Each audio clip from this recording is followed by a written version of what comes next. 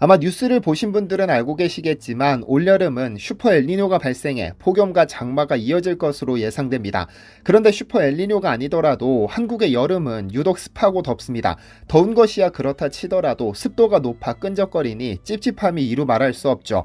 한국의 이러한 기후는 한국을 통째로 들어옮기지 않는 이상 변하지 않을 것이고 과거에도 그랬고 앞으로도 변하지는 않을 겁니다. 그래서 우리 조상들은 매년 가장 뜨겁고 힘든 날 3일을 초복, 중복, 말복, 삼복더위로 정해 매년 몸보신 음식을 먹었습니다. 이러한 보신 문화는 놀랍게도 신석기 시대까지 거슬러 올라가는데 우리 민족은 참 특이하게도 삼복더위에는 삼계탕, 추어탕, 장어탕 등등 꼭 팔팔 끓는 뜨거운 음식을 먹어 몸을 보호합니다. 절대 냉면이나 콩국수나 아이스크림 따위로 더위를 이겨내지 않습니다. 그래서 더 열정적인지도 모르겠지만 삼복더위에서 복은 굴복할 복이라는 한자를 쓰는데 아마도 더위에 굴복하지 않겠다는 의지의 표현인지도 모르겠습니다. 어쨌든 올 2023년은 7월 11일, 7월 22일, 8월 10일이 삼복인데 혹 여러분은 올해 초복에는 어떤 음식을 계획하고 계시는지요? 오늘은 전 세계 모든 이들이 먹고 싶어도 먹을 수 없는 신의 선물이라 불리는 식물이 한국의 보신 문화와 만나 어떻게 최고급 요리로 태어났는지 이야기해 볼까 합니다. 안녕하세요, 디스멘터리입니다. 우선 산삼과 산양삼을 헷갈려 하시는 분들이 계셔서 용어를 정리할 필요가 있겠습니다. 한국에서 수출되는 제품 중 최고급 제품으로 인정되는 것은 반도체 등이 있겠지만 조선시대 아니 고려시대부터 최고급 제품으로 외국에 수출된 것은 고려인삼입니다. 전 세계 곳곳에서 삼이 자생하기는 하지만 한반도에서 자라는 삼에는 특이하게 고려인삼이라는 명칭을 붙여 한반도 고유의 것임을 나타냈는데요. 프리미엄이 붙은 것인데 왜냐면 일본삼이나 중국삼, 북미삼 등이 있지만 고려인삼과 이들은 아예 비교를 할 수 없기 때문입니다. 그 효능이 하늘과 땅 차이니까요. 그런데 한반도에서 삼이 발견된 후부터 18세기 이전까지 삼이라 불리던 것은 전부 산삼입니다. 왜 그랬을까요? 모든 재배식물이 그러하듯이 삼 역시 야생에서 자라났는데 지금도 자연에서 자라는 삼은 천종산삼입니다. 즉 하늘이 키운 삼이라는 의미로 인간의 손을 전혀 타지 않습니다. 오로지 자연의 힘으로 성장하는데 새가 산삼의 열매를 먹은 후 소화가 되지 않은 상태에서 씨를 배설해 발화하고 자라나면 이를 천종산삼이라 합니다. 습도, 배수, 토양, 고도, 지형, 일조량 등등이 전부 완벽히 조화될 때 비로소 천종을 수확할 수 있습니다. 산삼 씨앗이 그대로 땅에 떨어져서 자라면 땅이 키운 삼이라는 의미로 지종산삼이라 합니다. 그러나 이렇게 어려운 조건에서 자라나야 하는 산삼에 대한 국내 수요도 폭발하는데 외국에서는 더 난리가 났습니다.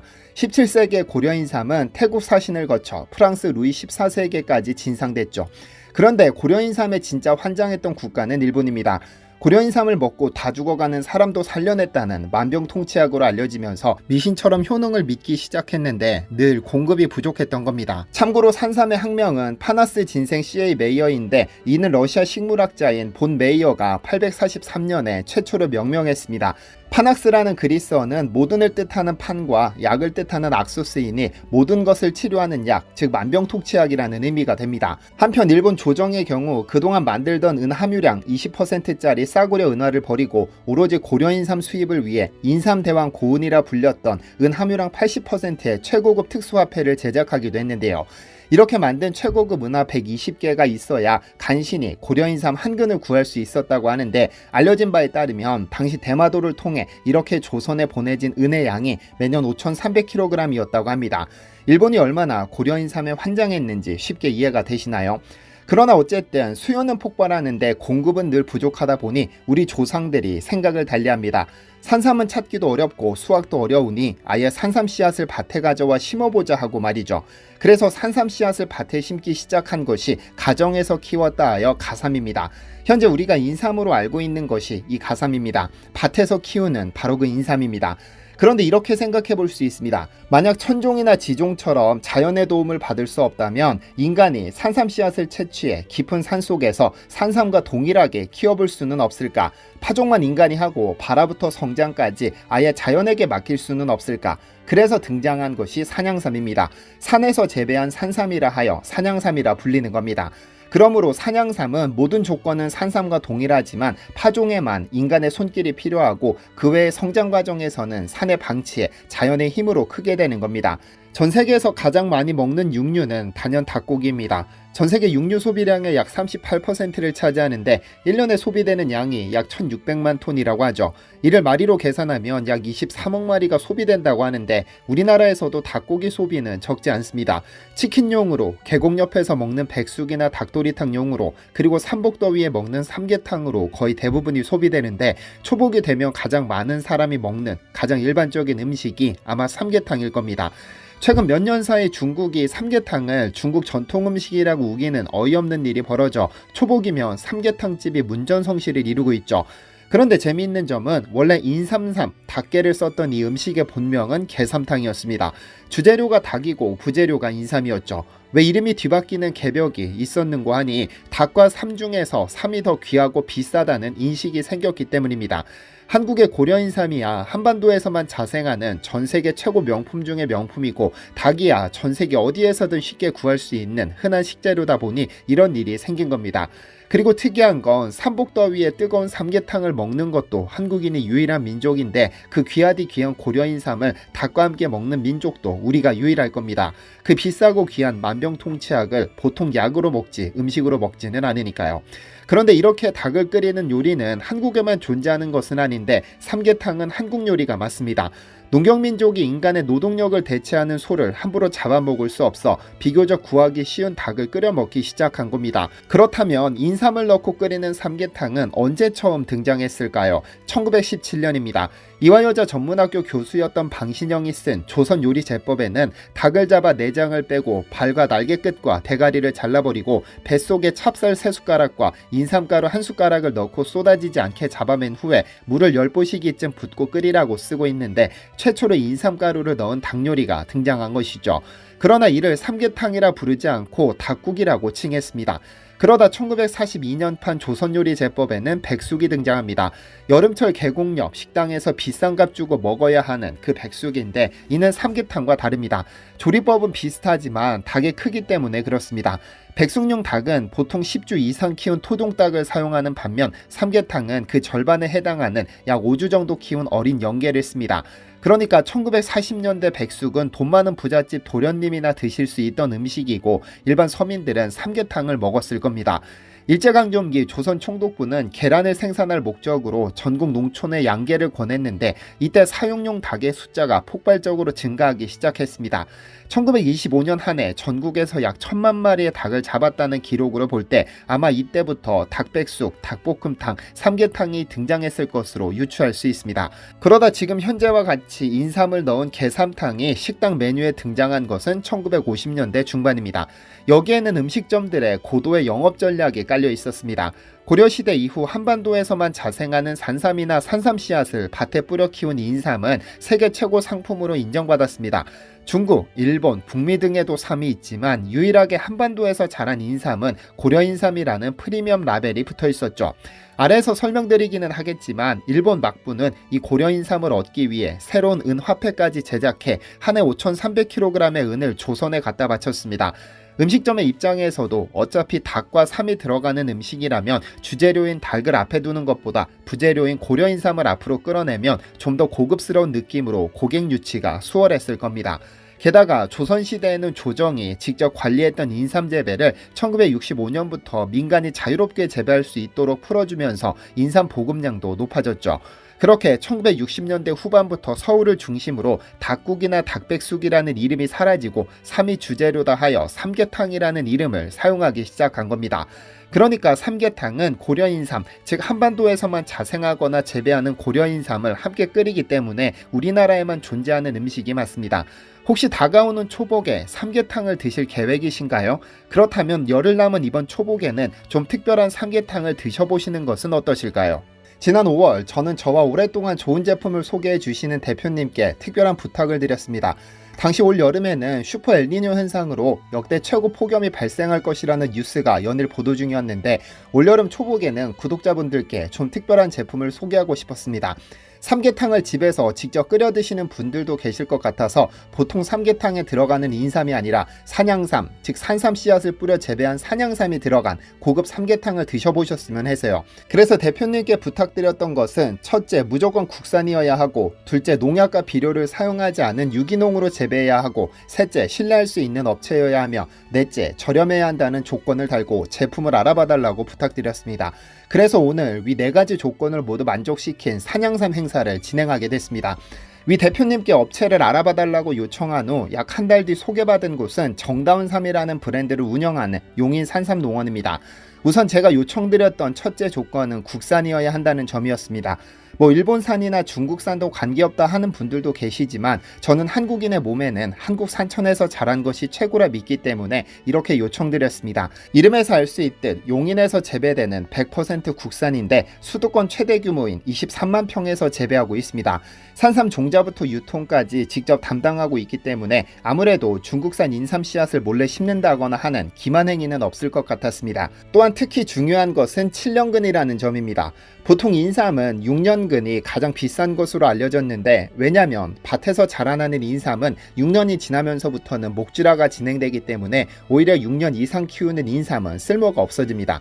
그런데 이 업체에서 유독 7년근 산양삼을 고집하는 이유는 중국에서 대량으로 들여와 국내산으로 속여서 파는 경우가 많기 때문입니다. 그런 삼들은 보통 5, 6년근이 많기 때문에 삼에 대한 신뢰도를 높일 수 있도록 높은 품질을 가진 7년근을 대표 상품으로 내세웁니다. 물론 산삼 씨앗을 파종해 키우다 보면 발화율이 현저히 떨어지고 성장 과정에서 해충이나 고라니와 같은 짐승의 피해를 입습니다. 그래서 7년을 키워 수확하는 것이 6년을 키워 수확하는 것보다 수확량은 현저히 줄어들 겁니다. 그럼에도 생존율 25% 미만의 7년근을 골라서 판매하고 있는데, 여러분도 7년근인지 쉽게 알아볼 수 있는 방법이 있습니다. 왜냐면 산삼은 싹대가 자라고 떨어지면서 그 흔적으로 머리 부분에 내두가 생겨나는데, 3년째부터 싹대가 자라기 때문에 내두가 2개면 5년근, 내두가 4개면 7년근입니다. 쉽게 말하면 내두 개수에 3년을 더하면 그 3의 재배기간이 되는 겁니다. 다만 3회 휴식기가 있기 때문에 3개인 경우도 간혹 있기는 하지만, 혹 7년근을 주문하신 분이 계시다면 내두가 서너 개인지 한두 개인지 꼭 확인해 보시기를 바랍니다. 혹 7년근을 주문했는데 내두가 한두 개라면 당연히 업체의 요청에 환불받으시거나 교환받으셔야 합니다. 참고로 산삼은 열매, 싹대, 내두, 뿌리로 구분되는데, 많은 영양 성분은 뿌리에 몰려있지만 내두와 싹대가 있어야 한 폭의 작품이 됩니다. 그래서 5월부터 7월 10일까지 수확해 배송하는 쌈은 싹대가 함께 발송되는데, 싹대도 다 드셔도 괜찮습니다. 현대 창업주 정주영 씨는 1980년대 은마아파트 세 채 값을 주고 구매한 650년 된 천종산삼을 3시간 30분 동안 뿌리부터 줄기, 잎까지 잘근잘근 씹어 먹었다고 하니, 만약 싹대 있는 산양삼을 원하신다면 7월 10일 이전에 주문하시는 것이 좋습니다.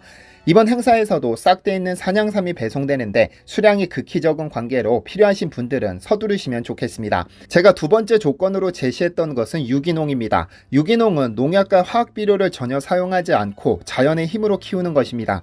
아마 인삼 농사를 지어보셨거나 관련 업계에 종사하는 분들은 아시겠지만 이는 중요합니다. 잔류농약이라도 있다면 아무리 깨끗하게 씻어도 위험할 수 있으니까요. 그래서 유기농을 고집했던 것인데, 위 업체는 유기농으로 산양삼을 키웁니다. 당연히 국립농산품질관리원이 지정한 한국유기농인증원으로부터 유기농 인증을 받았죠. 무농약, 무화학비료, 무살충제 원칙을 절대 버리지 않고 있기도 한데, 만약 농약을 하고 화학비료를 주고 살충제를 뿌렸다면 상품성이야 좋았겠지만 잔류 농약에서 자유롭지 못할 겁니다. 그래서 좀 크기가 작더라도 유기농을 고집했는데 다행히 그런 업체가 있었습니다. 또한 혹 주변 농지에서 살포한 농약의 영향이 있을 수 있어 잔류 농약을 검증했는데 이 역시 불검출로 판정받았으니 흙만 깨끗하게 씻어내면 안심하고 드셔도 됩니다. 참고로 주기적으로 한국유기농인증원과 한국임업진흥원으로부터 약 500가지의 엄격한 검사와 품질관리를 받고 있고, 여기에 더해 9회에 걸친 안정성 검사를 실시하고 있으니 진짜 안심하셔도 괜찮습니다. 저 역시 이번 행사 기간 전에 미리 주문해서 제 부모님과 처갓집에도 보내드렸습니다. 세 번째로 요청했던 것은 신뢰할 수 있는 업체였습니다. 혹 중국 인삼 씨앗을 심는다거나 하는 등의 기만 행위가 절대로 있어서는 안 되고, 이는 제가 먼저 의뢰하고 소개하는 제품이기 때문에 제 채널의 신뢰도와도 직결되는 문제입니다. 다행히 이 업체는 1994년부터 30년 가까운 시간을 할아버지의 업을 아버지가, 아버지의 업을 아들이 물려받아 3대째 용인 봉의산 일대에서 산양삼을 재배하고 있었습니다. 이렇게 긴 시간 동안 업을 이어올 수 있었다는 것은 소비자들의 꾸준한 신뢰가 뒷받침됐기 때문에 가능했을 겁니다. 아마 이러한 신뢰도가 삼성전자 임직원몰에 입점을 가능하게 했을 겁니다. 명실상부 한국 최고의 기업 삼성전자 임직원몰에서 아무런 검증도 없이 제품을 입점시키지는 않았을 테니까요.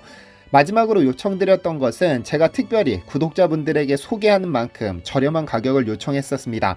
옵션은 크게 5년근과 7년근으로 나뉘는데 뿌리의 크기에 따라 소소, 소, 중, 대로 뿌리 개수에 따라 금액이 달라집니다. 이 중 소소 크기는 서비스로 3뿌리에서 10뿌리 드리고 있으니 각 옵션별로 심사숙고해서 선택하시면 좋겠습니다. 뿐만 아니라 7년근 중 특대 5뿌리 제품도 있으니 원하시는 크기와 가격대, 선물 여부를 잘 고민하셔서 선택하시기를 바랍니다. 다만 위에서 잠시 언급했듯 7월 10일까지 수확되는 산양삼은 싹대가 있는 상품으로 발송되지만 농장을 기습한 고라니 피해가 막심해 그 수량이 극히 한정적이며 아마 하루 사이에 전량 마감될 가능성이 높습니다. 이제 싹대까지 만나보시려면 내년 5월까지 기다리셔야 하므로 싹대를 함께 받고 싶으신 분들은 서두르시는 것이 좋겠습니다. 말씀드렸듯 이 산양삼 행사는 올해 초복에는 집에서 특별한 산양삼 삼계탕을 해드실 수 있도록 제가 직접 기획하고 업체를 찾아서 진행하는 제품입니다. 물론 삼은 생으로 드셔도 좋고 선물로 드려도 좋고 차를 만들어 드셔도 좋습니다.